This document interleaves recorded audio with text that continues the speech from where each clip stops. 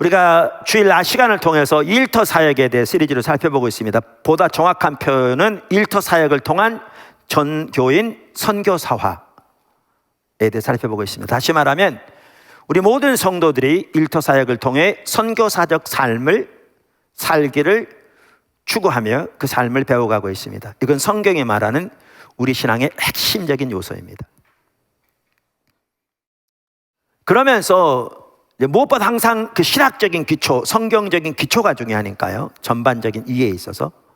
그래서 일터 사역에 대한 신학적 기초를 지난 6주 동안 살펴보았습니다. 자, 그러면서 말씀드린 대로 지난주에 일터 사역의 신학적 기초로 하나님의 창조를 살펴보았는데, 이어서 오늘은 제가 지난주에 소개한 그 일의 신학 성경 주석, 거기에 나오는 일의 범주 5가지를 살펴보려고 합니다. 제가 보기에 5가지 범주는 너무 중요합니다. 그 5가지는 지배 혹은 다스림, 관계, 열매 맺음 혹은 성장, 공급하심, 한계, 5가지입니다. 다시 말할까요?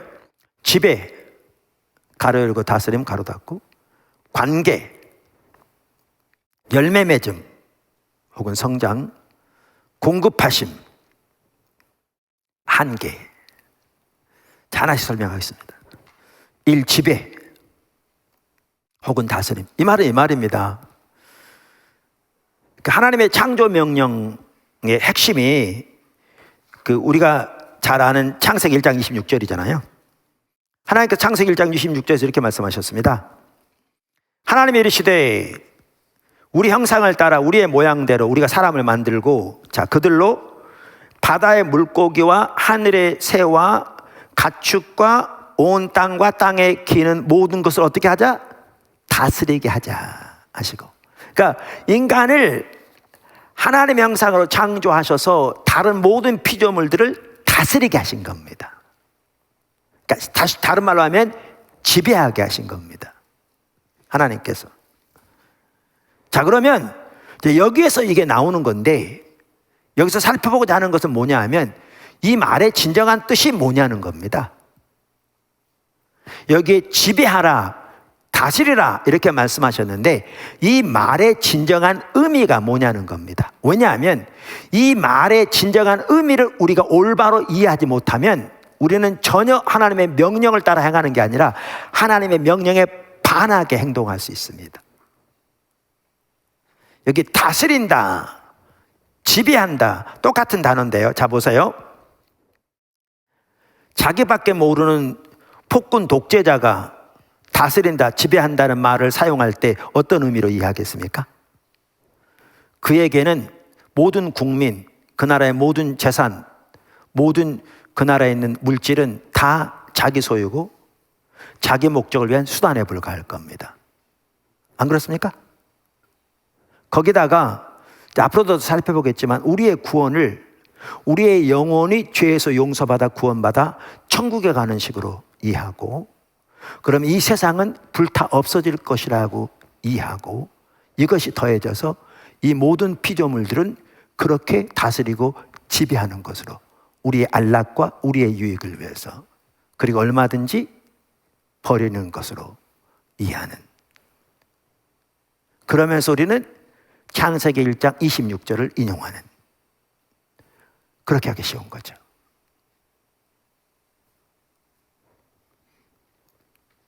그런데 우리는 기억해야 할 게 있습니다. 그게 뭐냐면 우리는 하나님의 형상으로 창조되었다는 겁니다.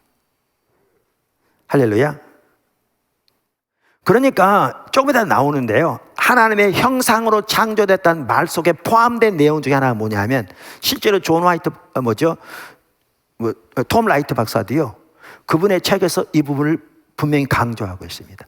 하나님의 형상으로 창조되었다는 말 속에 포함된 내용 중에 하나가 뭐냐 하면, 다른 피조물들에게, 우리가 다스리고 지배하는 다른 피조물들에게 우리가 하나님을 반영하도록 되어 있습니다.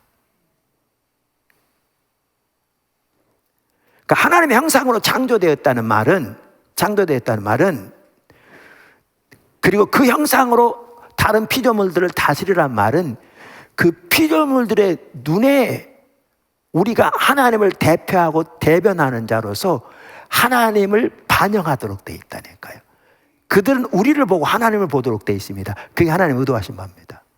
그게 하나님의 형상으로 창조됐단 말 속에 포함된 내용 중에 하나입니다. 그러면 보십시오. 하나님은 선한 하나님이십니다. 그래서 하나님의 모든 피조물은 선합니다. 선하신 하나님이 창조물이기 때문에 하나님의 모든 피조 세계는 선합니다. 믿으십니까? 뿐만 아니라 우리가 지난주 살펴본 것처럼 하나님의 모든 것을 만드시고 반복적으로 좋았더라, 좋았더라, 좋았더라, 좋았더라, 그리고 마지막에는 심히 좋았더라고 말했습니다. 이분이 하나님입니다. 그럼 우리는 그 하나님을 반영하도록 되어 있습니다. 그러면서 다스리라는 내용은 아까 말한 포악한 독재자가 이해하는 다스림과는 완전히 다른 의미입니다. 그래서 이안 하트는 이렇게 말합니다. 하나님의 대리자로 땅을 왕처럼 다스리는 것이 하나님께서 사람을 만드신 기본 목적이다. 사람은 피조물에 지명된 왕으로서 궁극적 왕이신 하나님께 받은 책임이 있으며 피조물을 관리하고 개발하고 돌봐야 하는데 이 임무에는 물리적인 일도 포함된다. 아까 말한 일해신학 성경 주석은 이렇게 또 얘기합니다. 우리가 창조된 세상의 통치권을 갖고 있기 때문에 우리는 우리 행위가 하나님을 비춘다는 점을 알아야 한다. 이분도 똑같은 얘기를 하고 있습니다. 원래 그 뜻이거든요. 그 중에 의미 중에 하나가 우리는 원형이 아니라, 너무 중요합니다. 우리는 원형이 아니라 형상이며 우리 자신이 아니라 원형이신 하나님을 우리의 모범으로 삼는 것이다. 우리가 하는 일은 아주 중요합니다. 한마디 한마디가 우리 자신의 목적이 아니라 하나님의 목적을 이루기 위한 것인데, 그러려면 우리의 통제 아래 놓인 모든 것을 좌지우지하지 말아야 한다. 이렇게 말합니다. 그래서 사실 땅을 정복하라는 명령에는 폭력적인 의도는 눈꼽만도 없습니다. 그 뜻이 아닙니다. 우리는 하나님이 그러셨던 것처럼 우리도 그분의 창조물과 사랑의 관계를 맺듯이 행동해야 합니다. 땅을 정복하는 일은 땅의 갖가지 자원을 활용할 뿐 아니라 그것을 보호하는 것을 포함합니다. 모든 생물체를 지배한다는 것은 그것을 남용할 특권이 아니라 그것을 돌볼 계약을 하나님과 맺는 것입니다. 자, 두 번째, 일의 범주, 매우 중요한 요소 중에 하나입니다. 관계. 자, 먼저 하나님은 관계 안에서 일하시는 하나님이십니다. 하나님 자신이 관계 안에서 일하시는 분입니다. 할렐루야. 여러분, 천지창조는 삼위일체 하나님으로부터 시작됩니다. 그리고 그 하나님은 관계 안에서 일하시는 분입니다. 이걸 잘 볼 수 있는 구절이 어디냐면요, 창세기 1장 26절입니다. 아까 본문 읽었습니다. 다시 봅니다. 하나님이 이르시되 우리의 형상을 따라 우리의 모양대로 우리가 사람을 만들고. 여기에 계속 나오는 말이 뭐예요? 우리 이렇게 나옵니다. 여기 우리가 누구냐는 거죠. 학자들의 크게 의견이 두 가지가 있습니다. 여기 우리가 누군가라는 겁니다. 일부 학자들은 이 우리를 어떻게 이해하냐면 그러니까 천사 같은 천상의 존재들을 포함한, 그러니까 하나님을 포함한 천상 집단을 말한다, 이렇게 이해합니다. 근데 그들이 그렇게 이해하는 주된 이유가 있습니다. 주된 이유가 뭐냐 하면 그 당시에 그들은 유일신 하나님을 믿었는데 삼위일체에 대한 하나님의 개념 자체가 없는 시대인데 어떻게 우리를 삼위일체 하나님을 이해했겠냐. 이건 불가능한 일이다. 그러니까 여기 우리는 천사들을 포함한, 당연히 하나님 포함해서 천상의 집단을 말하는 것이다. 이렇게 말하는 게 학자들의 한 가지 의견입니다. 또 한 가지 의견은 삼위일체 하나님으로 이해하는 겁니다. 저도 그렇게 이해하고 있고요. 기독교는 전통적으로 그렇게 이해해 왔습니다. 그렇게 이해하는 게 훨씬 옳다고 생각합니다. 왜 그렇게 주장하느냐면 그 당시 사람들은 그것을 그렇게 이해를 못했을지 몰라도 성경은 하나님의 성령의 감동으로 쓰여져서 삼위일체 하나님의 모습을 우리는 여기서도 볼 수 있다. 이렇게 말하는 거죠. 실제로 이사야 11장에 보면 예수님에 대한 예언이 나오는데 메시아에 대해서 영존하신 하나님이라고 되어 있거든요. 그 당시 사람들이 메시아가 하나님일 거라고는 아무도 상상하지 못했겠죠. 그리고 그것은 다른 식으로 이해를 했겠죠. 그러나 메시아로 오신 예수님은 하나님의 본체인 것을 우리는 명확하게 오늘 알고 있고 성경에 정확하게 예언하신 것을 알 수 있지요. 자, 그래서 아까도 말씀드린 대로 교회는 전통적으로 여기에 우리를 삼위일체 하나님을 의미하는 것으로 이해해 왔고요. 저도 그렇게 이해하고 있습니다. 자, 그러면 창조만 하더라도 뭐부터 시작하느냐? 삼위일체 하나님의 관계 안에서 일하심을 통해서 되어진 것을 명확하게 볼 수 있습니다. 지난주에는 창세기는 너무나 놀랍게도 하나님의 그 놀라운 창조 역사 전체를 일로 표현하고 있다고 그랬잖아요. 이것이 삼위일체 하나님의 관계 안에서 되어지고 있는 것을 볼 수가 있습니다. 근데 설령 여기에 우리가 천상 집단을 의미한다고 해도, 설령 그렇게 의미한다고 하더라도 하나님이 관계 안에서 일하신 것은 부인할 수 없는 사실입니다. 그 사실은 부인할 수 없는 사실입니다. 자, 이렇게 하나님은 천지를 창조하시되 관계 안에서 일하시면서 중요한 것은 뭐냐 하면 우리도 관계 안에서 일하도록 창조하셨습니다. 이게 너무너무 중요합니다. 하나님 우리를 누구의 형상대로 창조하셨다고요? 하나님의 형상대로 창조하셨습니다. 그래서 하나님의 형상대로 창조하셔서 일에 있어서도 하나님은 우리로 하나님처럼 하나님의 형상대로 관계 안에서 일하도록 창조하셨습니다. 이 부분을 잘 볼 수 있는 핵심적인 구절이 하나님이 하와를 만드신 사건입니다. 하나님이 천지를 창조하시되 선한 하나님께서 창조하셨기에 모든 피조물이 선하다고요. 거기다가 하나님 보시기에 좋았더라. 나중에는 심히 좋았더라 그랬잖아요. 그렇게 모든 것이 완벽한 선한 좋은 피조 세계였는데 하나님이 그 가운데 한 가지를 보시고 안 좋았다고 그러셨잖아요. 혼자 사는 것이 좋지 아니하니. 그 완벽한 환경인데 아담의 경우에는 그 완벽한 하나님과의 친밀한 교제 가운데 있는데, 그 완벽한 환경 가운데 있는데, 그 완벽한 아름다움에 쌓여 있는데, 그런데 혼자 있는 것이 좋지 않다.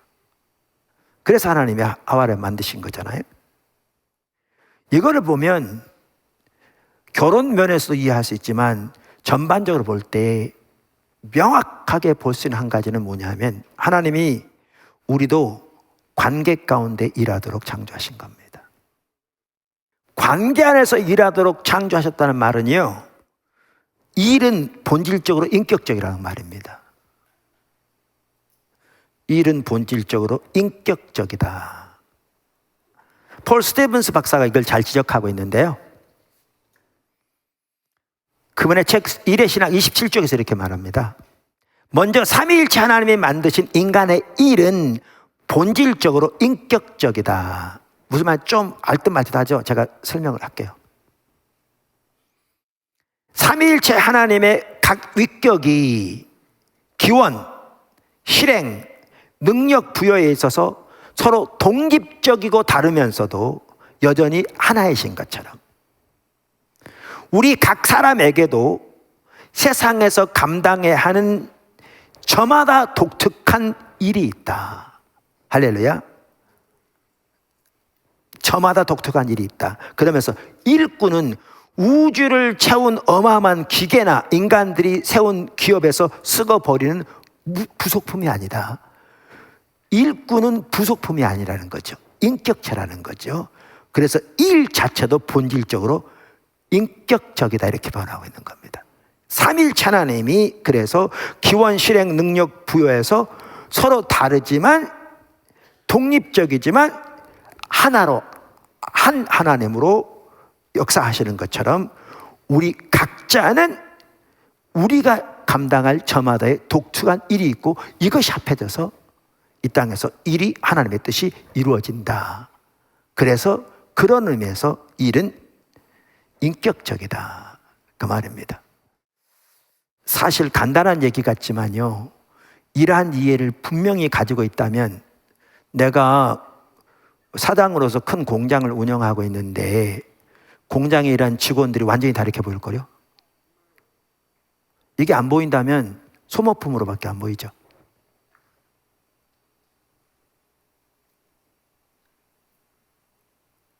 자기 돈 벌기 위한, 거기다 좀 더 한다면 돈 벌어 성금하기 위한. 근데 이런 하나님의 계획을 본다면 달라지겠죠. 이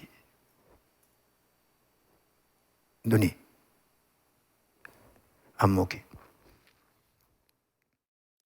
또한 하나님께서 우리를 관계 안에서 일하도록 창조하셨다는 말은 인간의 일은 관계적일 때라야 비로소 하나님을 닮는다는 뜻이기도 합니다. 인간의 일은 관계적일 때라야 비로소 하나님을 닮는다는 뜻입니다. 왜냐하면 하나님이 관계적으로 일하시는 분이기 때문에요. 다시 말하면 모든 일은 함께 하도록 디자인되었다는 겁니다. 개개인의 일은 이웃의 도움으로 풍성해지도록 디자인되었습니다. 모든 사람이 무엇인가 이바지할 수 있고 그 사람들이 자기 일을 다 하기 위해서는 다른 사람의 도움이 필요하도록 되어 있습니다. 그게 하나님이 의도하신 바입니다. 쉽게 설명하면 이렇습니다. 우리 각자가 개별적으로 일한다면요, 지금 세상에 존재하는 거의 모든 것은 아무것도 존재하지 없을 겁니다. 옛날 석기 시대만 하더라도 각자 스스로만 일했다면 한 인간이 잡을 수 있는 크기의 동물 이상은 잡지 못했을 겁니다. 무슨 말인지 아십니까? 여러분 타고 다니는 자동차, 컴퓨터, 상점, 학교 존재할 수 없겠죠. 여러분 오늘 아침에 식사하셨죠? 네? 뭐 드셨습니까? 밥 드셨죠? 근데 여러분이 직접 밥을 이렇게 혼자 일해가지고 밥 못 드실 거래요. 뭐냐면 농기구 여러분 스스로 만들어야 되고, 비료 스스로 만들어야 되고, 땅 스스로 파야 되고, 따로 심어서 걷어서 보관해서 정미해서 찧어서 해야 되는데, 그렇게 여러분이 한다면 여러분이 어떻게 식사를 하겠습니까? 하나님은 관계 안에서 일하도록 만드셨습니다. 처음부터. 이걸 보셔야 합니다.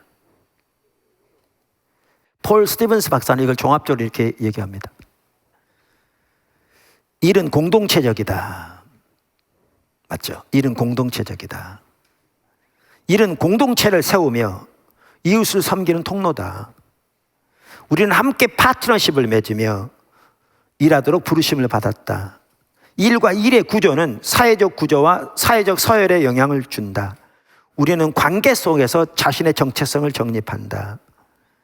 인간의 대인관계와 사회는 함께 일을 하면서 더욱 완성되어 간다. 선한 일은 공동체에 소속된 모두의 유익을 위해 함께 일하는 것이다. 이는 고대 영어의 의미 그대로 공통의 유익을 의미한다. 그러면서 케너스 켄처라는 사람 얘기를 인용하는데요, 그분은 비즈니스에 대해서 이렇게 얘기했어요. 인간은 사회적 존재로 창조되었지 혼자 살도록 창조되지 않았다. 이런 사회적 성향 때문에 모든 사람이 나름대로 전문 분야가 있고 서로 의존하며 결과적으로 거래에 의존할 수밖에 없다. 거래는 우리에게 본질적이다. 그리고 이것이 바로 비즈니스다. 근데요, 이와 같이 일에서 관계는 매우 중요한 이 요소인데, 근데 이 관계는 일터 사역의 핵심적인 요소이기도 합니다. 이 부분 앞으로 살펴볼 텐데, 우리가 일터 사역에서 정말 하나님의 뜻이 이루어지도록 추구해야 할 중요한 분야 중에 하나가 어느 분야냐? 이 관계 분야입니다. 관계 분야입니다. 제가 이 부분은 나중에 기회 되면 좀 더 상세하게 살펴봐야 돼요. 오늘은 지금 간단히 언급하고 넘어가겠습니다. 무슨 얘기냐면 하나님께서 인간을 창조하실 때 이렇게 관계 안에서 일하도록 창조하셨습니다. 지금 제가 설명 들으셨죠? 그리고 그 의미한 바를 이해했습니다. 그런데 인간이 타락하게 되었습니다. 인류의 타락으로 인해서 일이 영향을 받을 뿐만 아니라 이 관계 전체가 영향을 받게 되었습니다. 하나님과 우리의 관계가 깨어지게 되었고, 사람과 사람과의 관계가 무너지게 되었고, 사람과 자연, 하나님의 창조 세계의 관계가 무너지게 되었습니다. 근데 여기서 끝나지 않습니다. 하나님의 아들 예수님을 이 땅에 보내셔서 십자가에서 우리 죄를 위해 돌아가시게 하시고 죽은 지 사흘 만에 부활하게 하심으로써 우리를 구속하셨는데, 우리가 이미 살펴본 대로 하나님이 예수님을 통해 이루신 구속은 단순히 우리를 구원하신 것뿐만 아니라 하나님의 창조 세계 전체를 구속하신 것입니다. 명확합니다. 성경에 로마서 8장 등 명명백백합니다. 우리가 이미 살펴보았습니다. 그리고 그 하나님의 새 창조의 역사가 예수님의 부활과 아울러 이미 시작되었습니다. 그래서 우리에게는 이 땅에 살아가야 할 과제가 있습니다. 아멘. 우리가 이 땅에 살아가면서 힘써야 할 과제가 있다고요. 과제가. 그 과제 중에 하나가 뭐냐면 올바른 관계를 추구하는 거예요. 삶의 모든 영역에서.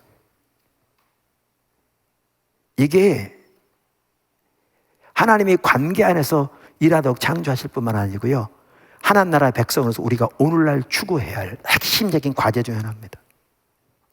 한 예를 들면 우리나라 사람들 같은 경우에는요, 서구 백인들 앞에서는 정말 관대합니다.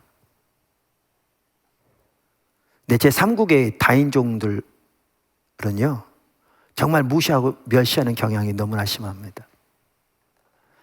심지어 예수 믿는 사람들도 그런 사람들이 적지 않습니다. 이게 그 나라에서는 전혀 통하지 않습니다.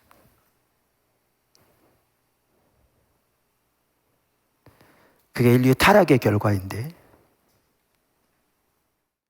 예수님 오셔서 그걸 구속하셨습니다. 그날에는 그러한 편견은 존재하지 않습니다. 그리고 그날에는 모든 그러한 민족적, 문화적 특성들이 부패한 것은 정화된 채로, 온전한 채로 다 존재하게 될 것입니다.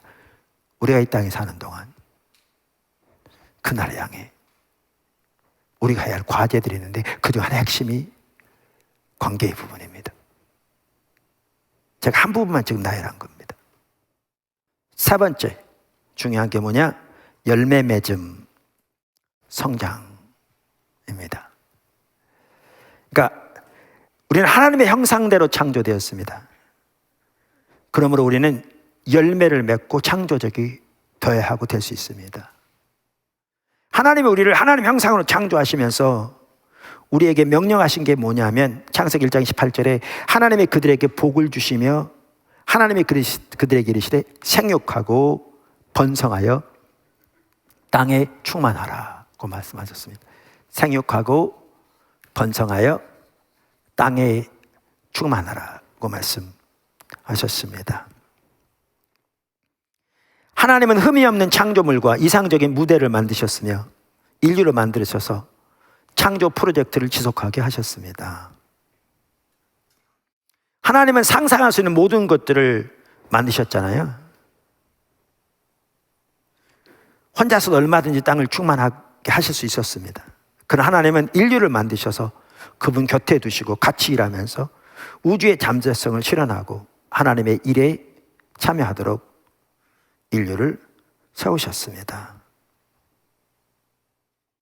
너무나 놀라운 사실이죠. 너무나 놀라운 특권이기도 하고요. 그래서 하나님은 우리의 일을 통해 먹을 것과 마실 것, 생산물과 용역, 지식과 아름다움, 조직체와 공동체, 성장과 건강을 우리에게 주시며 그 모든 걸 통해 그분께 찬양과 영광이 돌아가게 하십니다. 할렐루야. 자, 그런데 하나님의 일은 말씀드린 대로 생산적이었습니다. 열매를 맺게 하셨습니다. 그래서 우리도 우리의 일이 생산적이고 열매 맺는 일이 되어야 하고 그렇게 될 수 있습니다. 더 나아가 하나님의 일은 생산적일 뿐만 아니라 아름다운 것이었습니다. 보시기에 좋았더라, 심히 좋았더라 이렇게 말씀하실 뿐만 아니라 심지어 그 선악을 알게 한 나무만 보게 하더라도 보암직도 하였더라 그랬습니다. 이건 그 나무만 그런 게 아니었겠죠. 아름다웠다 그 말이죠. 하나님의 피조세계가. 그러므로 우리 일도 열매 맺음, 창조적일 뿐만 아니라 아름다운 것이기를 추구해야 합니다. 자, 네 번째, 공급하심입니다. 하나님이 인간을 하나님의 형상으로 창조하셔서 땅을 정복하고 다른 피조물들을 다스리라고 하시고 난 다음에 곧바로 뭐라고 말씀하신 줄 아십니까? 오늘 본문 말씀 이렇게 말씀하셨습니다. 하나님이 이르시되 내가 온 지면에 씨 맺는 모든 채소와 씨 가진 열매 맺는 모든 나무를 너희에게 주노니 너희의 먹을거리가 되리라. 그러니까 이 구절은 뭘 말합니까? 하나님께서 하나님의 형상대로 창조함을 받은 인간을 위해 필요를 채우시고 그들에게 공급하실 것을 말하죠.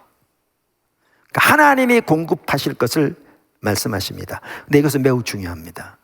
왜냐하면 하나님이 공급하신다는 말은 거기에 뭐가 포함되느냐면 우리가 아무리 하나님의 형상으로 창조되어서도 우리는 피조물이지 우리가 하나님이 아니라는 걸 의미합니다. 우리에게는 하나님의 공급이 여전히 필요하다는 것을 의미합니다. 할렐루야. 하나님은 필요한 것이 없으십니다. 만약에 있다고 하셔도 하나님은 얼마나 스스로 해결할 수 있습니다. 그러나 인간은 그렇지 않습니다.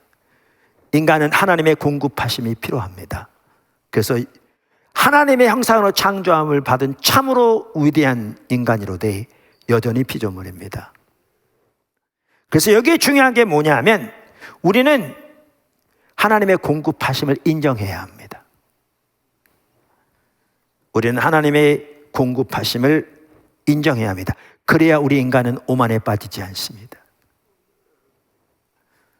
이 부분을 사람들이 놓칠 때 자기가 마치 창조주인 양 목이 금강석처럼 굳어지고 오만에 빠지기 쉽고 그런 사람들이 주변에 절대로 적지 않습니다. 그분이 없이는 우리는 아무것도 할 수 없습니다. 우리 스스로 아무것도 할 수 없습니다. 하나님의 공기, 물, 햇빛, 생물의 기적적인 성장, 우리의 몸과 마음의 형성, 우리 이 일의 재료가 되는 여타의 모든 재료들을 계속 공급해 주시지 않으시면 인간은 존재할 수 없습니다. 반대로 우리가 하나님의 공급하심을 인정하고 일할 때 우리는 자신감이 생길 수 있습니다. 우리의 능력이나 환경의 변화무쌍함 때문에 우리의 부족함 때문에 낙심할 필요가 없습니다. 하나님의 능력이 우리 일에 열매를 맺게 하도록 도우실 것이기 때문에 우리가 하나님을 의지해서 하나님의 인도를 따라 성령의 능력으로 하나님께서 주신 재능을 가지고 달란트를 가지고 하나님의 목표와 목적을 위해 기쁨으로 일할 때 하나님께서 참으로 놀라운 열매를 맺게 하실 것입니다. 이게 포도나무의 삶입니다.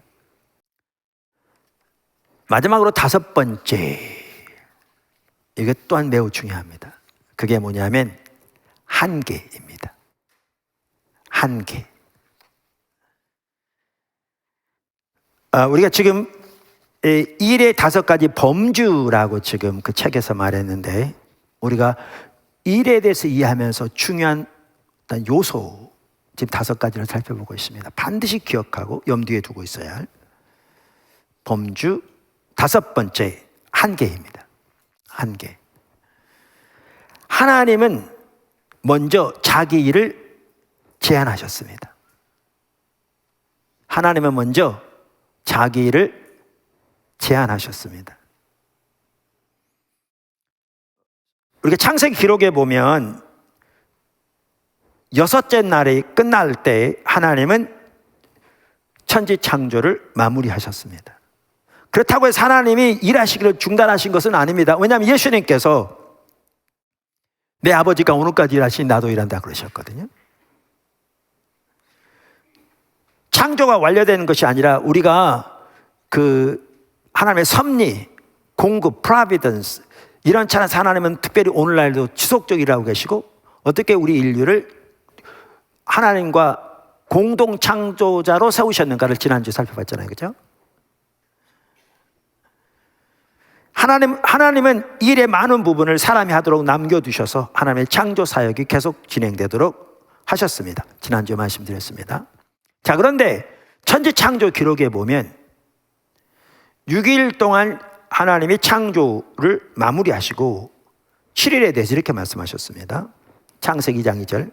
하나님이 그가 하시던 일을 7째 날에 마치시니 그가 하시던 모든 일을 그치고 7째 날에 안식하시니라. 여러분, 이스라엘에게 7은요 완전수입니다. 하나님의 창조가 6일 동안에 매듭되었습니다. 아까 말씀드린 대로 하나님 보시기에 거듭 좋았다고 말씀하시고 나중에 심히 좋았다고 말씀하셨습니다. 그런데 7째 날은 새날에 시작했는데 또한 하나님의 그 창조 주간에 어떻게 보면 절정이라고 할 수 있습니다. 그 7이라는 수를 보면. 근데 그날 하나님은 쉬셨습니다. 왜 쉬셨을까요? 하나님은 위험 있는 말씀으로 피조물을 창조하셨기 때문에 분명 피곤하지는 않으셨을 겁니다. 누구 표현대로.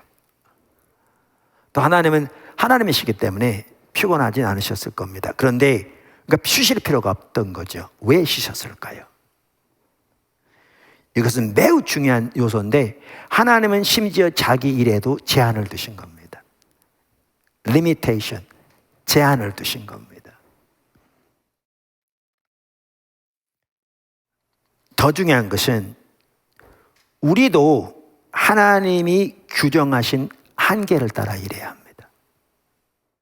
하나님이 자기 일에 제한을 두신 것뿐만이 아니라 하나님은 우리 일에 제한을 두셨습니다. 그러므로 우리는 일하되 반드시 하나님이 제정하신, 규정하신 한계를 따라 일해야 합니다. 이게 매우 중요한 부분입니다. 매우 중요한 부분입니다. 그러니까 우리는 하나님의 형상을 따라 창조되었으므로 우리의 일하는 것에도 한계를 따라야 합니다. 그러면 하나님이 규정하신 한계를 따라야 되는데 그 중에 하나는 뭐냐? 그 중에 하나는 일과 안식일을 지키는 것입니다. 일과 안식일을 지키는 것입니다. 하나님께서 창조의 어떻게 보면 절정의 날 7째 날에 어떻게 보면 창조의 가장 최절정에 쉬셨다 그랬습니다. 근데 하나님은 왜 쉬셨나는 거죠. 아까도 말한 대로 하나님 피곤하지 않으셨을 텐데. 그럼 그게 아니시라면 하나님은 우리에게 모범을 보여주시기 위해 쉬셨겠죠. 근데 성경은 정확하게 그렇게 말하고 있습니다. 정확하게 그렇게 말하고 있습니다. 어디에 그게 나오는가? 출애굽기 20장에 그렇게 나옵니다. 8절부터 보시면 안식일을 기억하여 거룩하게 지키라. 엿새 동안은 힘써 내 모든 일을 행할 것이나, 여기 보면 일하라고 명령이 있습니다.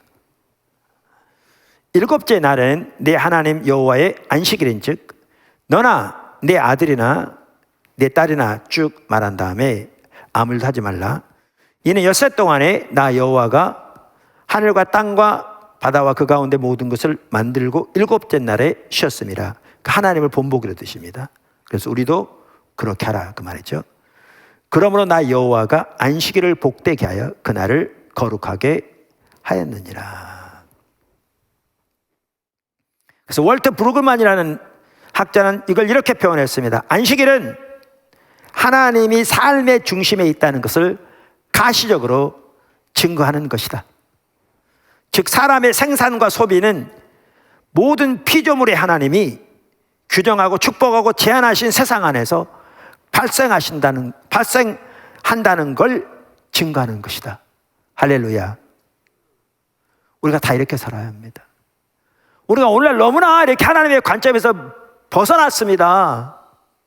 너무나 눈이 멀었습니다. 코로나 핑계 운운하면서 주님께 대한 올바른 예배가 드려지지 않는데 오래됐는데도 문제의식도 없는 채 가려져서 방향도 신앙에 대한 이해도 삶의 자세도 목표도 완전히 희미해져 버린, 회복돼야 합니다. 지금 함께하고 있는 여러분 모두, 우리 모두 회복돼야 합니다.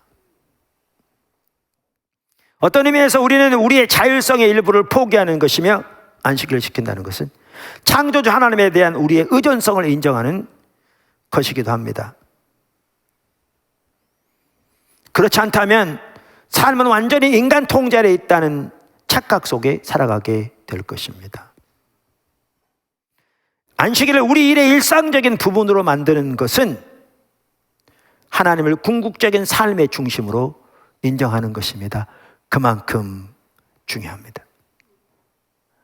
또 하나가 여기에 멈추지 않습니다.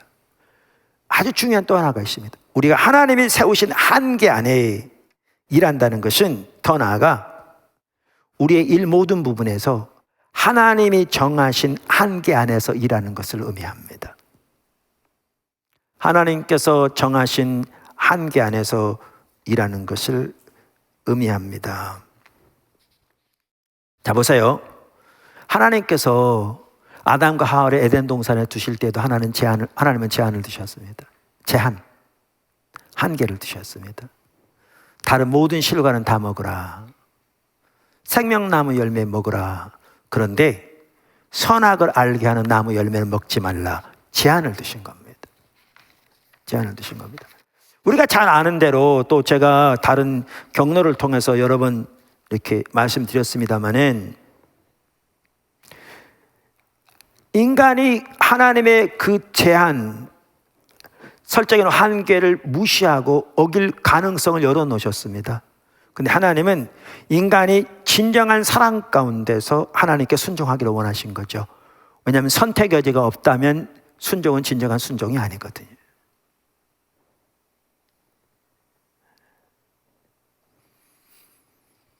그래서 그 이일의 신학 성경 주석도 이렇게 얘기합니다. 그 나무를 만드실 때 하나님은 악의 가능성을 열어두셨지만 그렇게 하심으로 그분은 선택의 효과를 확인하고자 하셨다. 모든 사랑은 선택에 묶여 있다. 선택이 없다면 사랑이란 단어는 의미가 없다. 아담과 하와가 선악을 알게 하는 나무에 관한 하나님의 명령에 순종할 만큼 하나님을 사랑하고 순종할 수 있을까? 하나님은 그분과 관계 맺는 사람이 피조물에게 선을 가져올 한계를 존중하기 바라신다. 그렇게 하신 겁니다. 그런 것처럼 하나님은 일에도 한계를 두셨습니다. 여러분 보십시오.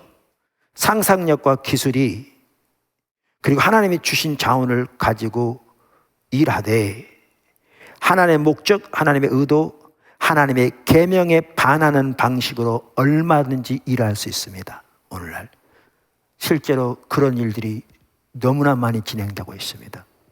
세계에서는 인류를 순식간에 멸망시킬 수 있는 일 포함해서 얼마든지 진행될 수 있습니다. 하나님은 그 가능성을 열어놓으셨습니다. 그런 하나님은 한계를 두셨습니다. 한계 아래 일하시도록 하셨습니다. 모든 인류가 당연히 그래야 되되 우리 믿는 사람들은 특별히 앞장서서 그렇게 해야 합니다. 오늘 일과 관련된 정말 중요한, 제가 보기에는 5가지 범주 늘 기억하고 그 의미를 이해하면서 있어야 할 범주 살펴보았습니다. 여러분들이 이렇게 여러분의 일의 현장에서 또 삶의 현장에서 사업의 현장에서 선교사적인 삶을 살아 하나님께 영광 돌려야 되는데 이러한 부분들을 늘 기억하고 이렇게 하나님과 동행하는 삶을 통해 정말 하나님께서 인류를 축복하시는 도구로 쓰임받을 뿐만 아니라 하나님의 생명과 은혜가 넘치는 하나님 마음과 영광 받으시는 복된 삶이 되기를 주님의 이름으로 축원합니다.